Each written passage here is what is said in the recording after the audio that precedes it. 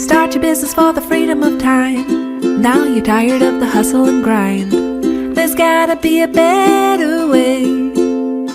It's time to listen to Chill and Prosper.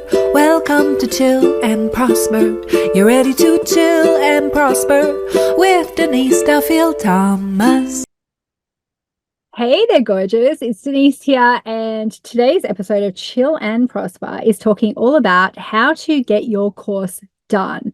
Now, I'm not like a course expert, as in I don't teach this stuff myself, but I have been running courses for like 14 years now, and I get so frustrated and annoyed with people who are procrastinating their courses, not because I go, oh, it's so easy, but just because I go, oh my God, you just have to freaking get it done. Okay, so that's where I'm coming from in this episode, is just like, here's just some tips from like my experience of just, creating so many different courses, the same course over and over again usually, and to demystify it a little bit. Okay, so the first question I think that people kind of ask is like, are courses still relevant?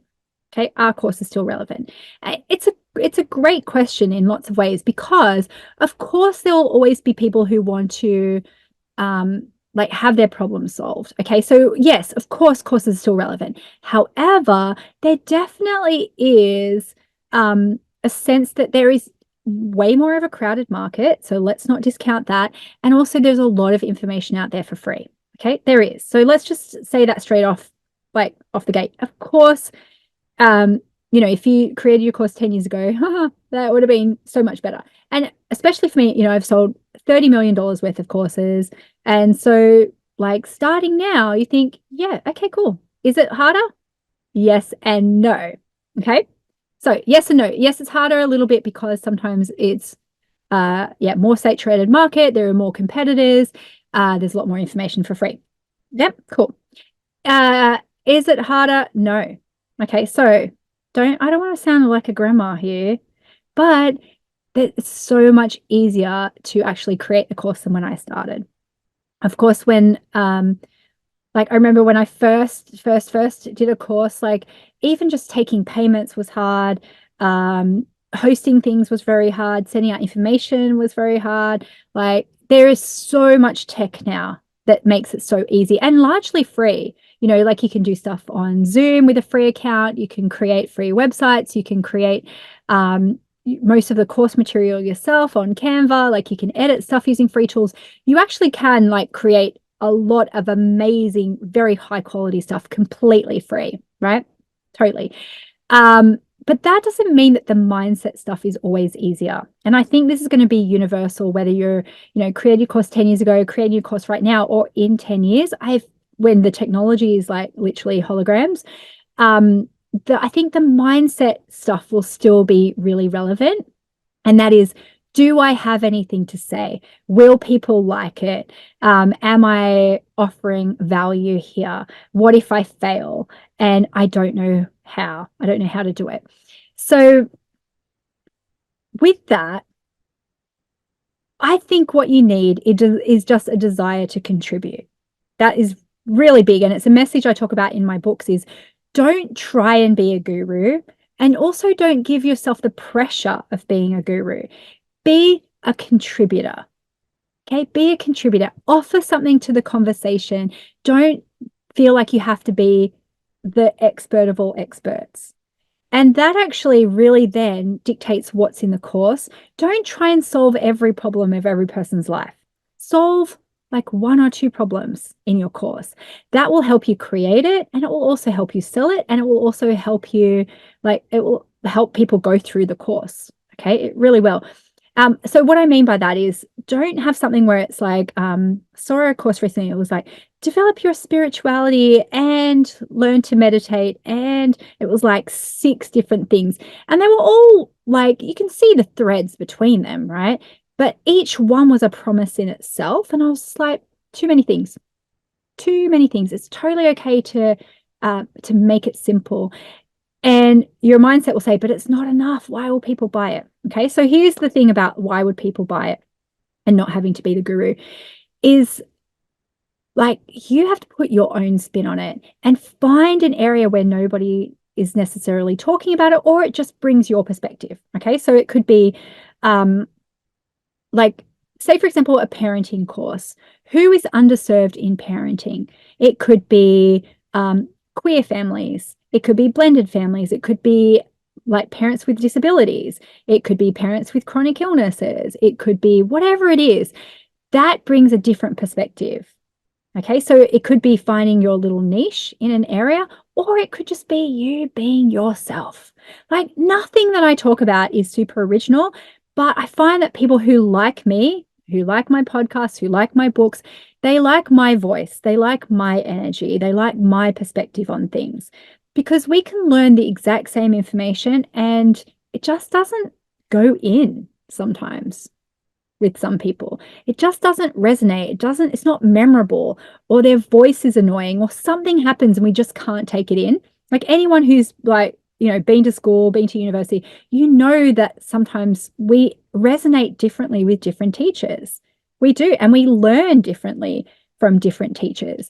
And so you don't have to be the expert. You don't have to be the best. You don't have to be the sexiest because there's a place for everybody. Look at any um, even just say money mindset, right? There are a couple of people who teach pretty much the same thing as me, but their energy is different, their style's different. And so different people will be, will resonate and will be attracted to us, even though we're teaching really probably the same kind of stuff. Okay, so if that's your big thing of like, is it still relevant? What have I got to say? You just don't know sometimes until you put it together. Sometimes you don't even know what all the FAQs, like frequently asked questions, are going to be until you put it together, until you have people go through it. Okay, so here's the thing of like, so you've got a vague idea and you can do courses on this. You can, do courses like what should be in the course and all the things. My big advice is to book a videographer. Okay, book a videographer. Why? Unless you know that you can do it yourself and you will do it, that's the key, that you will do it. It's so easy to procrastinate this one thing. Now, you might think, I can't afford it. Okay, there are videographers at every price point. You can go super pro, you can find someone who's just starting out who needs a portfolio, you can find a student, you can find like your uncle, like what for your first one, don't worry about it. Like it's not that big a deal. It's just more, it's the accountability of someone that's gonna sit in a room with you and you have to sit down and do it. Now, even me, like I've been, as I said, I've done courses for years and years and years. In the pandemic, I was supposed to film and got cancelled because we couldn't see each other. So Mark and I were like, we'll do it ourselves. And I've done so much filming and he has as well. And we still completely screwed it up because the first 2 seconds, the iPad ran out of battery that we were doing a teleprompter on. Like it took so long to set it up because we don't know how to do it. We're not experts in this. The sound, we just didn't think to check some things. The power cable wasn't long enough. Like all of these little things went wrong. And so it's like, yeah, you can totally do it yourself. It's just that it will take a lot longer. And would have been so easy just to go, oh, let's not do it. And I did. I was like, Mark, I don't want to do this. He's like, we have to. And I'm like, I don't want to. As soon as the iPad went, I was like, oh. So if you're really serious about launching a course this year, hire somebody to do it. Hire somebody. Now, it doesn't even really matter who it is, right? But here's why I say a videographer, because you'll have to show up and you'll have to say something. So maybe you'll work on scripts, maybe you won't. That's fine. The first time I did Money Bootcamp, I totally just had some bullet points per video and then I just randomly made it up. Nowadays, I do scripts and I teleprompt it and all that kind of stuff. But here's the thing. You'll have a date. You'll have to do it. Then I go, book their hair and makeup. And they're like, but I don't want it's going to be my course. I don't care. You'll look pretty. You'll look good. It'll happen. And then like it doesn't matter where you film. I've filmed in so many different scenarios. I filmed in my house. You can totally overthink this, by the way, with lots of stuff. As long as you've got like decent lighting. My first couple of videos, I just sat in front of a window and just had that natural lighting. I didn't have anything fancy at all.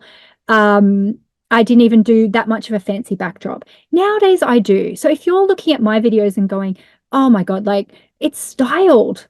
Like I've hired somebody to come and style that and to move things around and to spend time like moving things.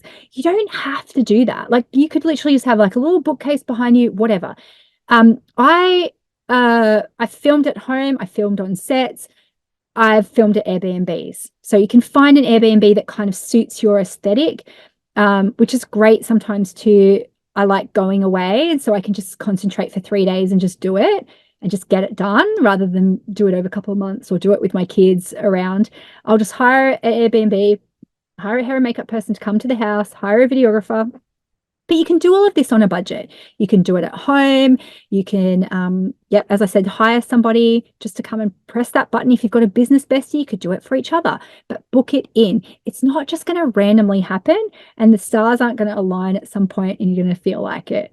Okay, so if you want to have your course this year, I'm going to hold you to it. I want you to tag me or you DM me and say, I've booked the videographer. Okay, don't ask, how do I find a videographer? Ask people you know around, see if there's a student, see if there's someone who needs some extra cash. It could be a wedding videographer who needs some work in the week. It does not matter. Figure it out. Don't ask me how to do it, but tell me that you've done it because it's not going to happen. It's not going to happen by accident. All right. Okay. So I'm going to take a quick break, but I've got some more tips for you about, just getting it done. Just get it done. All right. See you in a sec. It's your time and you're ready for the next step. It's your time and you're ready for the next step. It's your time and you're totally ready for the next step. So many times we are waiting for the perfect moment, for all of the green lights or for someone else to tap us on the shoulder and say, you're ready. But it has to come from inside you and you can declare yourself ready now.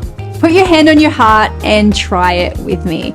It's my time and I'm ready for the next step.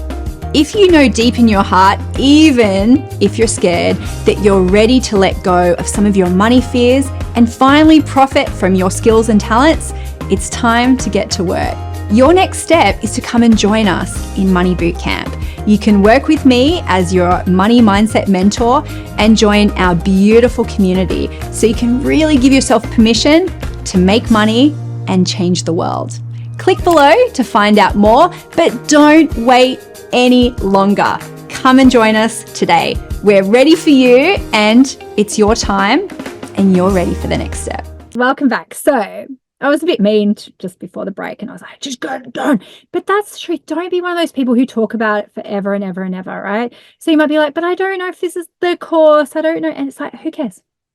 The first one is just to get the first one out, right? It might not be your forever course. I had a couple of courses before I did Money Bootcamp, and I've been doing that for 12 years. I've had 6 or so different versions of it. And it's gotten better and better each time, but it's still not perfect, right? But it's only because I did those first couple. And like literally the first couple, you can see me, especially the ones where I read a teleprompter for the first time, I'm kind of frowning at it and I'm like going, and I'm like trying to get through the words. And now you'll see it now, my normal ones, I look like I'm just talking casually to the camera. I'm reading it off a teleprompter. I look like I'm like, nice and casually styled. It's all very contrived. I've been 2 hours in hair and makeup. I've got a spray tan. I've got like a stylist fixing my button. I've got the background styled. But that doesn't make it any better, by the way. What makes courses I think good is just that you have something to say. And you can have long videos, short videos, it doesn't matter. Choose what works for you. And just you're teaching people a skill or you're supporting them through a journey. You're not solving every problem of their life. It's okay. And in terms of content and coming up with the content, I really think if you just sit down and just go, what do I want them to know? What do I want to have in each of the lessons? What's in scope and what's out of scope? So you don't go too wide or you don't try and, solve every problem. And you can get this information from just from your head of going, I want to teach this new skill. It can be, each lesson can be a question or a pain point that your audience is dealing with. It could be taking them on your process that you usually teach or maybe you do it one-to-one, or maybe you want to write a book out of it and you can think of it in a linear way. It's okay to not know the whole thing. Like, definitely boot camp has evolved. I'd say 80% of it's still the same from 12 years ago, even though the videos have been recorded, but it's just the little nuances have changed. And it's like, hearing the same questions come, oh, okay, I'll do a video on that now. Or, that video is no longer relevant, or just shifting and changing. I've changed the order around heaps of times too. And it doesn't really, don't overthink it. Because the first time that you do a course, especially first time you launch a course, is so symbolic. It's really like breaking through the seal of, who am I to do this? Who am I to teach? Who am I to share? Who am I to put myself up on this pedestal? And you're not. Remember, you're contributing. You're not putting yourself up as a guru. Sometimes it's not having all the answers, it's asking the right questions in your course too. So it could be a self-inquiry course. It could be, do exactly as I do course, or here are all the tips, or whatever it is. It's totally up to you. Now, when I said at the start, book a videographer, you don't have to have a video course. You could have an audio course. You can book a sound studio, or you can book like a graphic designer, whatever it is. The point is, it's finding someone outside of yourself to give you that accountability to get it done. How you deliver the course is totally up to you. The first time that I did a course, it actually didn't have any videos. It was a weekly live call and a handout for that call. So I would just send them the handout and say, come to the call with the handout, and we did it in the call. And that was great, because it then gave me, I was like, here are the bullet points that I want to cover. And then the rest was Q&A. And then the next time I did the course, I was like, here are all the questions that they're going to ask. So now I can put that into the video and then create that as that. So that can literally be your course. You don't even need to have it all planned out beforehand. Now, that is a question that I've heard a lot of times, is, can you sell it before you finish the course? And yes and no. Okay. I thought it was fine for me to do it because I actually think better on my feet. And so because of the format that I did it with the live calls, I kind of knew what was going to go in each one. But it's not like I had it all planned out and I had all the handouts all done before I sold it. I was selling an outcome. Like, this is what we're going to do together. Sometimes people sell the course because it's the only way that they'll actually finish it. That's totally, it's not out of integrity. If you know, again, this is the container, right? People aren't joining the courses for the quality of the PDFs and how long your videos are. They're joining for an outcome. And sometimes that's different to what you think. Sometimes they just want access to you. They want their questions answered. They want a small container. They want community. They want, your resources. Don't get so caught up in the perfectionism of, oh, how many videos it's going to have, how many PDFs is it going to have. That's not what they're buying. That's the mechanics of it. So yes, I do think you can sell a course before it's finished, because sometimes that's the only way you're going to do it. Where it doesn't work is if you're someone who really struggles to think on their feet and you would feel really guilty about it. Your problem, though, is going to be the analysis paralysis. When is it ready? When is it good enough? And so for you, I would say just set a deadline, or maybe even outsource to someone else to market it for you. So you have to finish it, because then you will feel like you're in integrity around it. Okay. So I have I think the reason why I've been successful in this too is because my first course had one person on it and I felt like a success. I felt so successful. And I feel like that's the difference for people. They go, oh, I've only sold one person, I think I'll cancel it. And you go, no, don't cancel it. Don't cancel it. However, though, if you do have a small audience, maybe the reason why I think people cancel is because they go, oh, I'm going to have a Facebook group and I'll be embarrassed with only a few people in it. So maybe don't promise those things your first time and you can add them in later on. I also think that's a whole conversation itself of, are you going to have community? Are you going to have, a Facebook group? I do have a Facebook group for mine and there are pros and cons to it. It's, mine's an ongoing course. It's always open. And so there's always people to take care of. You know, for one of my other courses, Sacred Money Archetypes, we just do a pop-up for that. So it's only open for 6 weeks and then we pause it. Because that's a lot of work. You know, it's not just like getting your course together. Holding space for people is a lot of work. So when you're designing how you want to deliver this course, think about what works for you. Do you like getting on video with people? Do you like doing Q&As? Do you like answering questions online? How do you want people to contact you? How do you want them to communicate with each other? And some of this is trial and error. Like with my bootcamp Facebook group, it used to be that you could like put links and you could advertise yourself and you could promote your business. And after a while of it getting so big, we had to shut that down and we just say no links, no promoting. And then you have to set boundaries around that, you know, and you have to like tell people what's acceptable and not acceptable in your group. So I would say err on the side of caution at the start. Don't promise a lot of things and you can add those things in later. Okay. So the other thing too is about like not overloading information into your courses, not trying to do so much, because I feel like people want simple outcomes, really simple. They want to feel like they can win. They don't want to have to watch tons of stuff. They don't want to have to read through things. You know, I always say this, but my courses too are so bloated sometimes and so many bonuses and things like that. And it does overwhelm people. So anything you can do to simplify that and just get it done. Just get it done. Okay, so even things like fashion, don't overthink it. Like maybe you could just change a top every now and again. Like my first couple, I'd wear like a singlet and I just change my caftan. Sometimes I'd change my earrings. But if that's going to stop you, who cares what you're wearing? Like keep it really, really, really, really, really, really simple. Okay. And then when it comes to marketing, again, you can do courses, you can find out about how to do it. Jeff Walker is such a great resource for this. We just tell people about it. First time, tell people about it. And then you can make it better. Sorry, I've got the hiccups. You can make it better as you go. All right. So what are you going to do? You're going to hire a videographer or hire a makeup artist or hire a friend, whatever it is, just to get that done. No more excuses. Set a date. And I've got one last tip for you on that after this final break, but I know you can do it.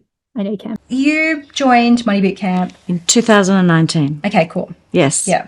The thing that I think the most important element of bootcamp for me, biggest learning, was about permission. A permission to go, it's okay for me to talk about money, to make money, to have a safe space to talk about money, but also understand that the things that blocked me around money that I didn't even know existed, that I could deal with and then be able to go, okay, reframe it in a way that was really positive for me to be able to, you know, create something completely different for myself. Especially as an artist, right? Definitely. Artist mentality. Absolutely. So that permission, that whole permission thing was, okay, if it's okay for me to make money out of art, what does that look like? And the whole journey around that.